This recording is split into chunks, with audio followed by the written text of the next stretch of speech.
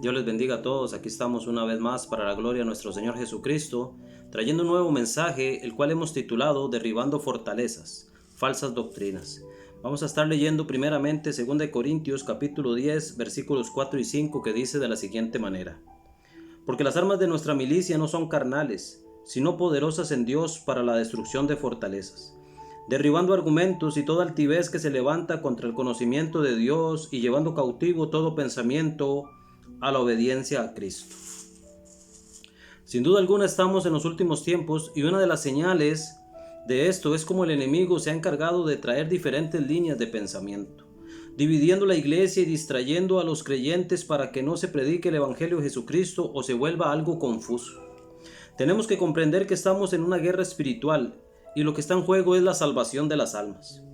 Por eso es importante atacar esas fortalezas mentales que el enemigo pone en las personas, para dejarlos atados a doctrinas de hombres, de las cuales en algunas inclusive niegan hasta el mismo Señor que les rescató, y en otras llevan al hombre a través de otros medios de salvación, los cuales solo los llevarán a una condenación eterna. Seguidamente leeremos 1 Timoteo capítulo 4 versículo 1, que dice de la siguiente manera: Pero el Espíritu dice claramente que en los postreros tiempos algunos apostatarán de la fe, escuchando a espíritus engañadores y a doctrinas de demonios. Debido a esta necesidad, trataremos de ver algunos textos bíblicos para refutar algunas doctrinas erradas. En esta ocasión hablaremos sobre la postura de una llamada los unicitarios. Y como su nombre lo dice, ellos argumentan que el Señor Jesucristo es el Padre, el Señor Jesucristo también es el Hijo y es el Espíritu Santo. Pero la Escritura es categórica en cuanto al tema. Podríamos dar más de 100 citas sobre este asunto, pero veremos algunos pocos con el único fin que las personas puedan recibir luz respecto a este tema. Lo primero que podemos establecer es que el Evangelio se centra en que Dios dio a su Hijo para la salvación del mundo. Y eso lo dice San Juan 3:16. De tal manera amó Dios al mundo que ha dado a su Hijo unigénito, para que todo aquel que en él cree no se pierda, mas tenga vida eterna. El Evangelio narra cómo tres personas en conjunto obran para la salvación del ser humano: Padre, Hijo y Espíritu Santo. Si bien el término Trinidad no aparece explícito en la Escritura, sí aparece reflejada en la misma Escritura estos personajes, inclusive desde Génesis hasta Apocalipsis. Primero diremos que Génesis capítulo 1 se nos habla de un Dios creador. Leeremos Génesis capítulo 1 y el verso 1, que dice de la siguiente manera: En el principio creó Dios los cielos y la tierra. Y el verso 2 dice: Y la tierra estaba desordenada y vacía, y las tinieblas estaban sobre la faz del abismo, y el Espíritu de Dios se movía sobre la faz de las aguas. Verso 3 dice: Y dijo Dios, sea la luz, y fue la luz. Entonces aquí se nos habla de un Dios creador. En el texto original dice Elohim. Este es un título general para Dios. Incluso el nombre, cuando dice Dios creó, no habla de alguien en específico, sino de la deidad creadora. Elohim. Esto no es un nombre personal. Por eso cuando Moisés le dice al pueblo, a Dios: voy al pueblo de Israel y les digo, Elohim de vuestros padres me ha enviado para librarlos. Dice, ellos me preguntarán, ¿cuál es su nombre? Eso ratifica que Elohim es un título. Este término se traduce literalmente como los dioses, porque está en plural, lo que significa una pluralidad, no algo singular. Este término pluralidad es difícil de captar para la mente, más cuando hablamos de un Dios único. Podríamos ver algún ejemplo para tratar de explicar esto. Veamos el ejemplo del arco iris. Ahí vemos una pluralidad de colores, sin embargo podemos ratificar que es un solo arco iris. Algunos podrían decir que el rojo y el amarillo son el mismo. Claro que no, cada uno es particular.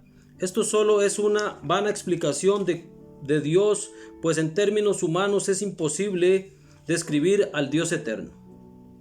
Por eso la palabra de Dios dice en 1 Corintios capítulo 8, verso 2.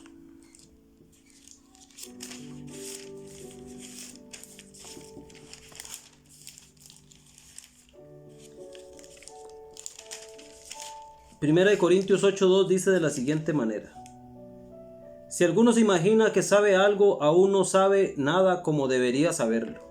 Lo que quiere decir es que no podemos tener toda la plenitud del conocimiento o no podemos saberlo todo.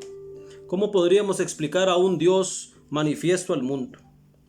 También nos habla del misterio de la piedad en 1 de Timoteo,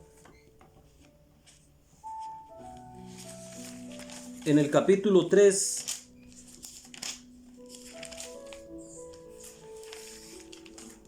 verso 16 dice de la siguiente manera: e indiscutiblemente grande es el misterio de la piedad. Dios fue manifestado en carne, justificado en el Espíritu y visto de los ángeles, predicado a los gentiles, creído en el mundo y recibido arriba en gloria. Vemos que alguien le recibió arriba. Pero este es el misterio de la piedad. Volviendo a Génesis, vemos a ese Dios manifestándose a sí mismo. En el 1:2 dice: y el Espíritu de Dios se movía. Acá vemos a Dios Espíritu moviéndose, lo que nos enseña que el Espíritu ejecuta lo que el Padre dice, lo que la palabra dice. Y tenemos que entender que esa palabra es Jesucristo mismo, pues en Génesis, en San Juan capítulo 1, verso 1 dice que el verbo era con Dios y el verbo era Dios. Una de las traducciones al verbo es la palabra. No solo dice que el verbo era con Dios, sino que dice que era Dios. Entonces vemos a un Dios a través del verbo y por el poder del Espíritu Santo creando todas las cosas. Alguien dirá: ¿y el Padre? Tenemos que entender que la voluntad era la del Padre, la palabra del Hijo y el poder creador, el Espíritu Santo. Cada uno en un rol específico. Así como cada color del arco iris da su particularidad a un solo acto. ¿Dónde podemos ver que era la voluntad del Padre la creación? Para eso podemos ir al libro de Hebreos capítulo 1.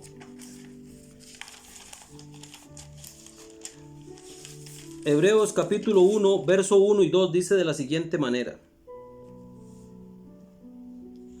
Dios, habiendo hablado muchas veces y de muchas maneras en otro tiempo a los padres por los profetas, en estos postreros días nos ha hablado por el Hijo, a quien constituyó heredero de todo y por quien asimismo hizo el universo.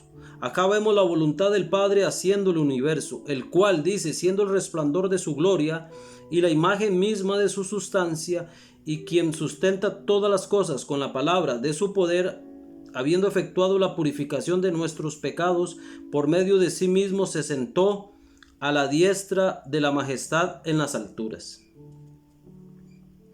Dios dice que constituyó al Hijo heredero de todo, y por quien asimismo hizo, dice, el universo.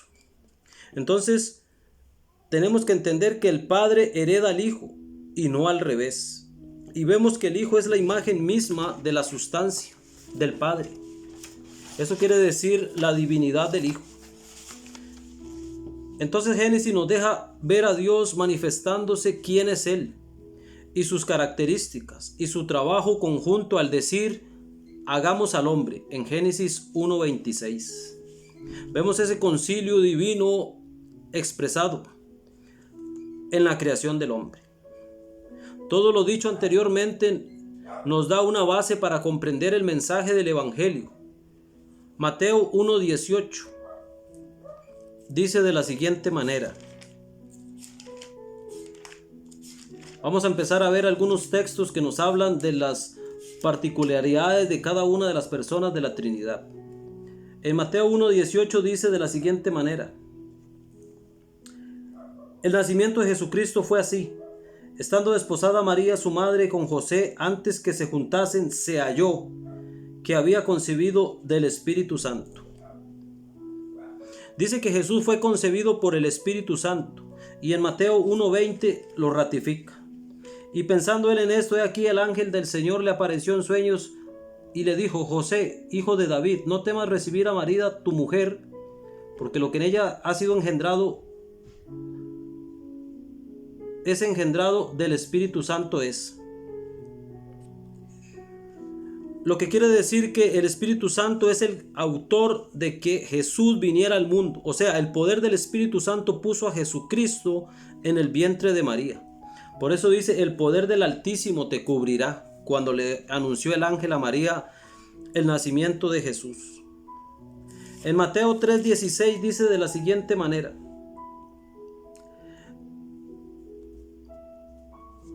Herodes entonces,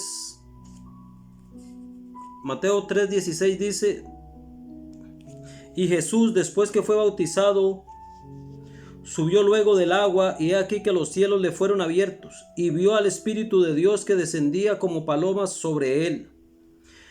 Y hubo una voz de los cielos que decía.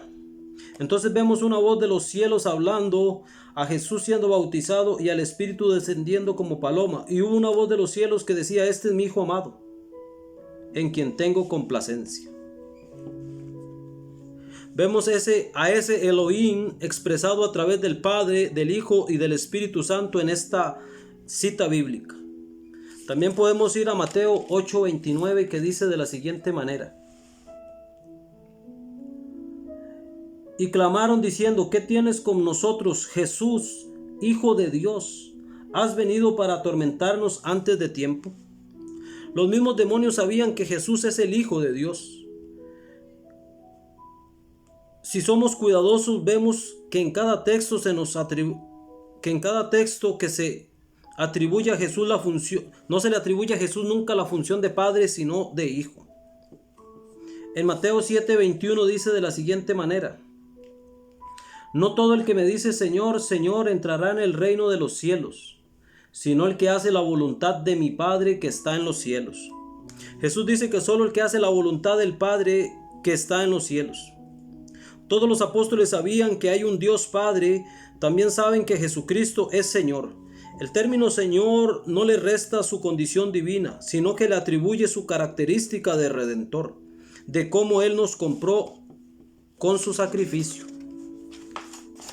Vamos a pasar a través de muchos textos de la palabra para que podamos ver claramente cómo los apóstoles tenían claro estos términos de cada una de las personas de la Trinidad.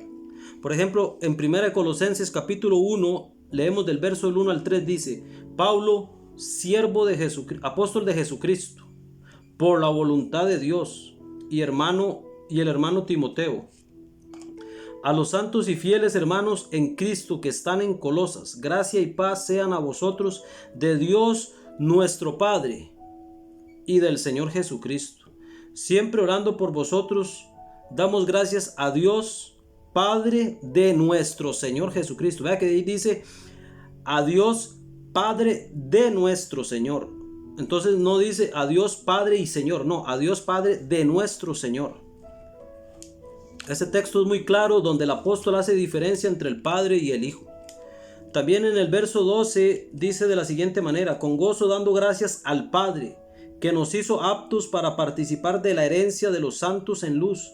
En el verso 13 dice: el cual nos ha librado de la potestad de las tinieblas y trasladado al reino de su amado Hijo. Entonces vemos que el Padre nos trasladó al reino de su amado Hijo. No dice a su reino, sino al reino de su amado Hijo. En Filipenses capítulo 2, verso 5 dice de la siguiente manera: haya pues en vosotros este sentir que hubo también en Cristo Jesús. Y dice: el cual siendo en forma de Dios, no estimó el ser igual a Dios como cosa que aferrarse, sino que se despojó a sí mismo, tomando forma de siervo, hecho semejante a los hombres, y estando en la condición de hombre, se humilló a sí mismo, haciéndose obediente hasta la muerte y muerte de cruz. Por lo cual Dios también le exaltó hasta lo sumo. Entonces no dice que Jesús se exaltó hasta lo sumo, sino que Dios lo exaltó hasta lo sumo y le dio un nombre sobre todo nombre, para que en el nombre de Jesús se doble toda rodilla que está en los cielos, en la tierra y debajo de la tierra. Y el verso 11 dice de la siguiente manera: y toda lengua confiese que Jesucristo es el Señor, para gloria de Dios Padre. Eso quiere decir que el Padre se complace en que la gente reconozca a Jesucristo como Señor, siempre viéndolo en su función, en su obra de redención, como Él nos compró con su propia sangre. Por ejemplo, en Efesios capítulo 5, verso 20 dice de la siguiente manera: dando siempre gracias por todo al Dios y Padre, en el nombre de nuestro Señor Jesucristo. Entonces dice que demos gracias siempre por todo al Dios Padre, en el nombre de nuestro Señor Jesucristo. Acá se ve claramente cómo el apóstol diferencia al Padre y al Señor Jesucristo. Por ejemplo, ahí mismo en Efesios capítulo 1,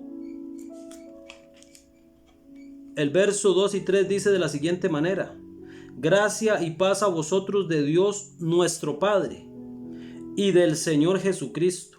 No dice gracia y paz de Dios Padre y Señor, no, de Dios nuestro Padre y del Señor Jesucristo. Dice: bendito sea el Dios y Padre de nuestro Señor Jesucristo, que nos bendijo con toda bendición espiritual en los lugares celestiales en Cristo. Estas claras distinciones las hace entre el Padre y el Señor Jesucristo. Todo el libro de Efesios nos habla de esto. En el capítulo 3, verso 14 dice: por esta causa doblo mis rodillas ante el Padre de nuestro Señor Jesucristo. Y en el 4, 5 y 6 dice: este texto es muy importante porque es uno de los textos principales que usan los unicitarios. Pero si vemos el título del texto, dice la unidad del Espíritu. En el verso 4 dice: un cuerpo y un espíritu, como fuisteis también llamados en una misma esperanza de vuestra vocación. El 5 y 6 dice: un Señor, una fe, un bautismo, un Dios y Padre de todos, el cual es sobre todos y por todos y en todos. Este texto del apóstol dice un Señor, el Señor Jesucristo. También dice un bautismo. Tenemos que entender que este bautismo, lo que nos está hablando es del bautismo del Espíritu, no del bautismo de aguas. Pues aquí en el verso dice, en el verso 12, a fin de perfeccionar a los santos para la obra del ministerio, para la edificación del cuerpo. Entonces está hablando de la edificación del cuerpo, de la iglesia. Dice: un Señor, el Señor Jesucristo, un bautismo y un Dios y Padre de todos, el cual es en todos y por todos, sobre todos, por todos y en todos. Habla de la posición del Padre. Asimismo, si somos muy cuidadosos en la lectura, veremos en el contexto que se habla de la unidad del Espíritu. En el verso 4 dice un cuerpo y un espíritu. O sea, como un cuerpo, el cuerpo de Cristo. Está hablando del cuerpo de Cristo completo, toda la iglesia, los creyentes. Y ese cuerpo de creyentes dice un espíritu. Entonces dice que un cuerpo significa que somos el cuerpo de Cristo, un solo cuerpo. Y cuando dice un espíritu, esto hace referencia al bautismo del Espíritu Santo, del cual habla en el verso 5, que dice un Señor, hablando del Señor Jesucristo, una fe, un bautismo y un Dios. Esa es la unidad del cristianismo, ya que la palabra es categórica, que el que no tiene el Espíritu del Señor no es de Él. Por ende, debemos tener un solo espíritu y un solo bautismo. Por eso Juan dice: yo bautizo en agua, pero el que viene tras mí os bautizará en Espíritu Santo y fuego. Esa es la característica del Señor Jesucristo, y ese es el bautismo que todo creyente debe tener. En Gálatas capítulo 1, del verso 1 al 3 dice: Pablo, apóstol, no de hombre ni por hombre, sino por Jesucristo y por Dios. No dice por Jesucristo Dios, no, por Jesucristo y por Dios el Padre, que lo resucitó de los muertos. Hay que entender que el Evangelio dice que el Padre resucitó a Jesucristo. No dice que Jesucristo se levantó a sí mismo, sino Dios Padre lo levantó.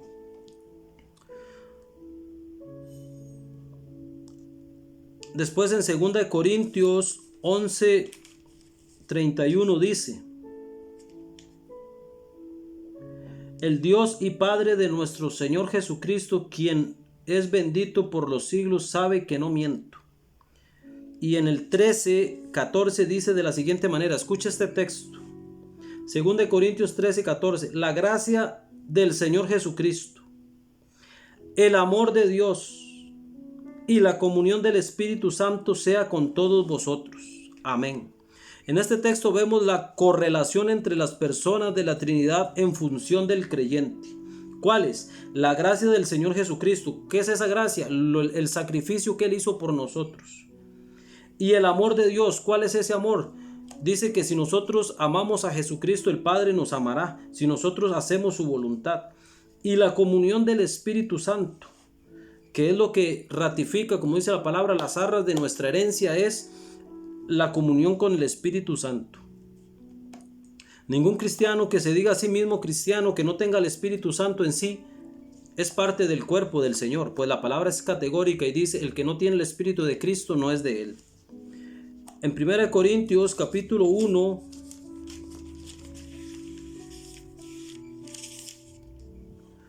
el verso 3 dice: gracia y paz a vosotros de Dios nuestro Padre y del Señor Jesucristo. Vemos claramente cómo siempre el Señor Jesucristo es relacionado con su obra de Salvador. Por eso dice el Señor. También vemos en el verso 9 ahí que dice de la siguiente manera: fiel es Dios, por el cual fuisteis llamados a la comunión con su Hijo Jesucristo, nuestro Señor. Entonces dice, Dios es fiel, que nos llamó a la comunión con su Hijo. No dicen, fiel es Dios que nos llamó a la comunión suya, no, a la comunión con su Hijo Jesucristo, nuestro Señor. Aquí claramente vemos cómo los apóstoles sabían que el título que el Señor lleva sobre sí mismo, aunque Él es divino, Él es el Señor. Por eso dice que Él es Rey de Reyes y Señor de Señores. También en 1 Tesalonicenses capítulo 1,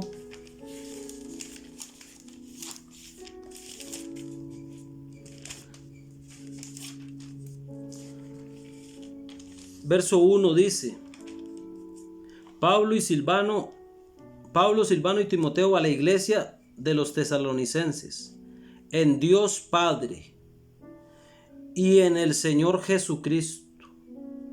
Gracia y paz sean a vosotros de Dios nuestro Padre y del Señor Jesucristo. En el 3:11 dice: mas el mismo Dios y Padre y nuestro Señor Jesucristo dirija nuestro camino a vosotros. Entonces dice Dios y Padre nuestro y nuestro Señor Jesucristo.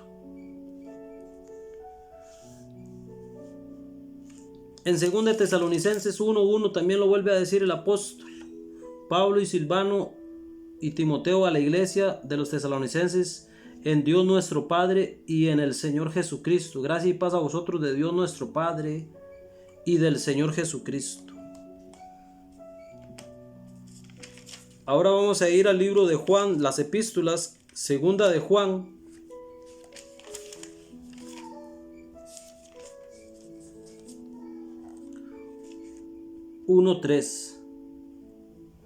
Sea con vosotros gracia, misericordia y paz de Dios Padre y del Señor Jesucristo, Hijo del Padre. Este texto es categórico, pues dice que Jesús es Hijo del Padre. No dice que Él es el Padre, dice Él es Hijo del Padre, en verdad y en amor.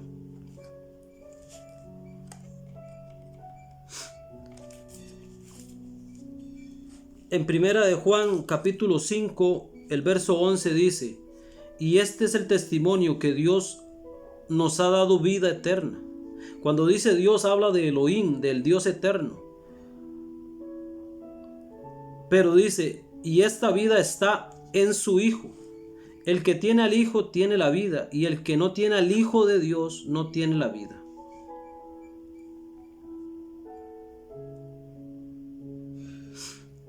En primera de Pedro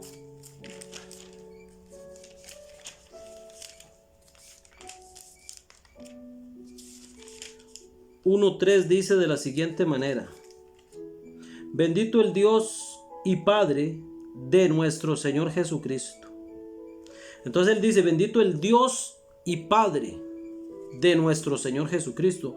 No dijo, bendito el Dios y Padre nuestro Señor Jesucristo. No, hace una diferencia entre ellos. Es increíble que las personas piensen que es la misma persona. O sea, tendremos que tener una comprensión de lectura muy pobre para no diferenciar cuando se habla de cada uno de ellos en particular.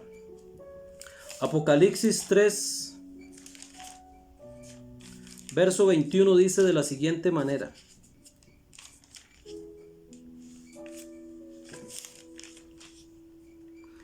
al que venciere le daré que se siente conmigo en mi trono,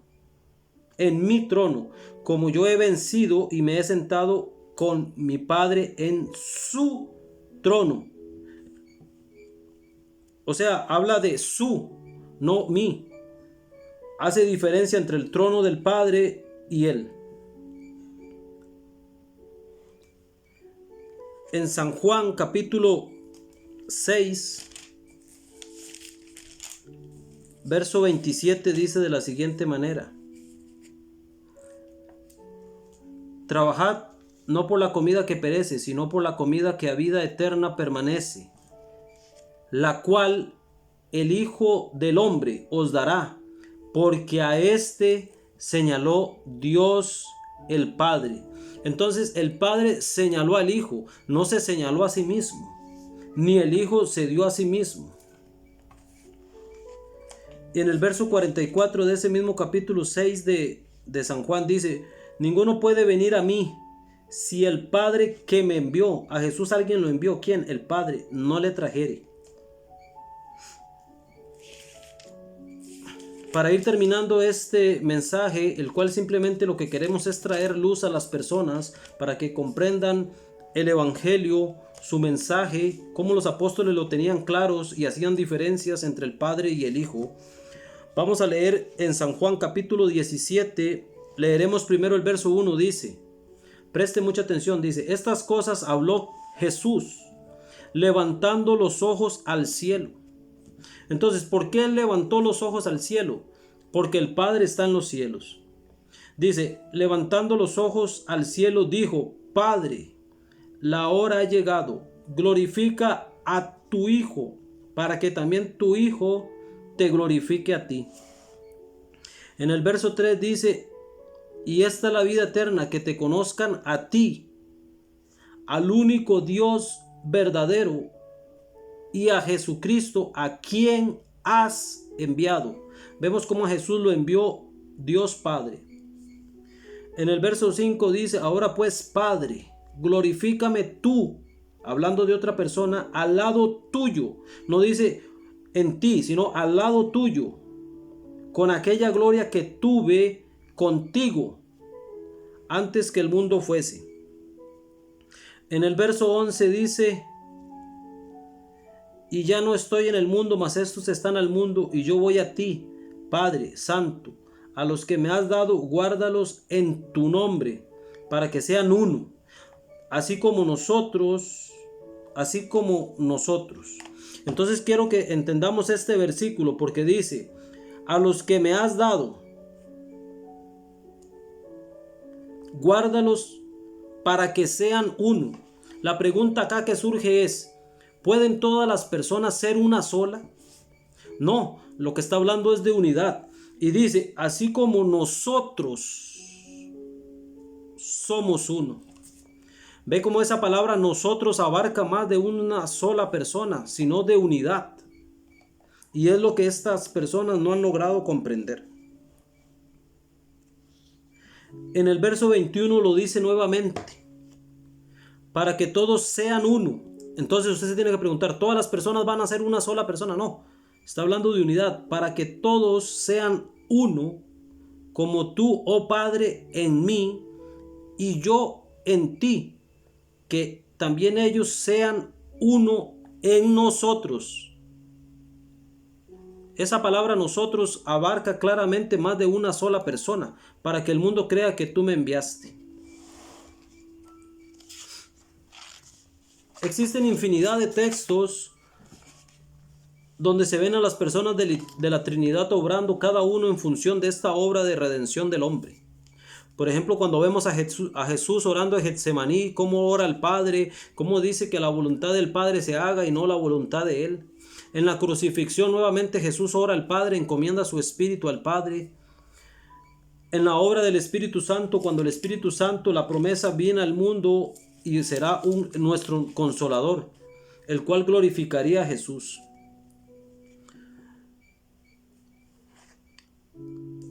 Todo nos habla de las personas de la Trinidad obrando en esta redención. Podemos dar infinidad de textos, como dije. Todo esto no le resta a Jesucristo su divinidad, pues nosotros declaramos que Él es Dios, tan igual en esencia al Padre y al Espíritu Santo. Solo queremos dejar claro que Dios se manifestó en el Hijo. Y cuando decimos Dios nos referimos a Elohim, al Dios único, verdadero, expresado tanto en el Padre como en el Hijo, como en el Espíritu Santo. Esto solo deja claro que el Evangelio es Dios salvando al mundo únicamente a través de su Hijo, Jesucristo. No podemos restarle su posición en la deidad, pero tampoco podemos usar otros nombres de otras personas, otras creencias o otras religiones en el Evangelio. El Señor Jesucristo es el único medio de salvación para el hombre, para su obra de redención. Por eso también hay mucha gente usando otros medios, usando santos, a la Virgen y otros caminos para salvarse. Pero definitivamente solo hay un camino de salvación. Este es Jesucristo, el cual nos llevará al Padre y a la vida eterna. Hasta acá este mensaje, espero que traiga un poco de luz para las personas que en algún momento pueden escuchar sobre este tema de la unicidad, como algunos le enseñan que Jesucristo es el mismo Padre y es el mismo Espíritu Santo. Nos vemos en un próximo video, que Dios les bendiga. Espero usted pueda compartir esta palabra o pueda escucharla, pueda agarrar las citas y estudiarlas cada una particularmente. Dios les bendiga.